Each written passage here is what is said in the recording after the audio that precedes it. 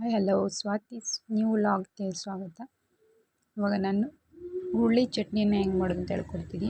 ಇಲ್ಲಿ ಅರ್ಧ ಕಪ್ ತುರಿ, 3-4 ಒಣಮೆಣಸಿನ್ಕಾಯಿ, ಖಾರ ಒಣಮೆಣಸಿನ್ಕಾಯಿ, ಮತ್ತು ಉಪ್ಪು, ಹುಣಸೆ ಹಣ್ಣು ಒಂದು ಅರ್ಧ ಲಿಂಬೆಹಣ್ಣು ಗಾತ್ರ, ಮತ್ತು ಹುರುಳಿ ಕಾಳು ಒಂದು 1/4 ಕಪ್ಪು, ಹುಣಸಿನ ರಸ ಮತ್ತು ಎಕ್ಸ್ಟ್ರಾ ಇಟ್ಕೊಂಡಿದ್ದೀನಿ.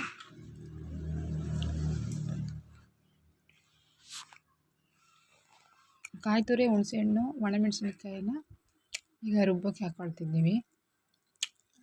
ಒಣಮೆಣಸಿನ್ಕಾಯಿ, ಕಾಯಿ, ಹುಣಸೆಹಣ್ಣು ಅದನ್ನ ರುಬ್ಕೋಬೇಕು. ಇವಾಗ ಹುರುಳಿಕಾಳನ್ನು ಆಮೇಲೆ ರುಬ್ಕೊಳ್ಳೋಣ.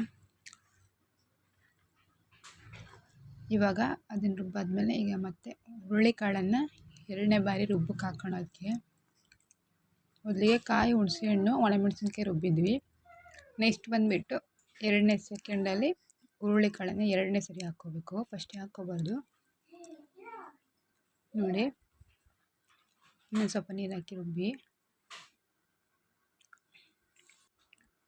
Thanks for watching. ಸಬ್ಸ್ಕ್ರೈಬ್ ಮಾಡಿ.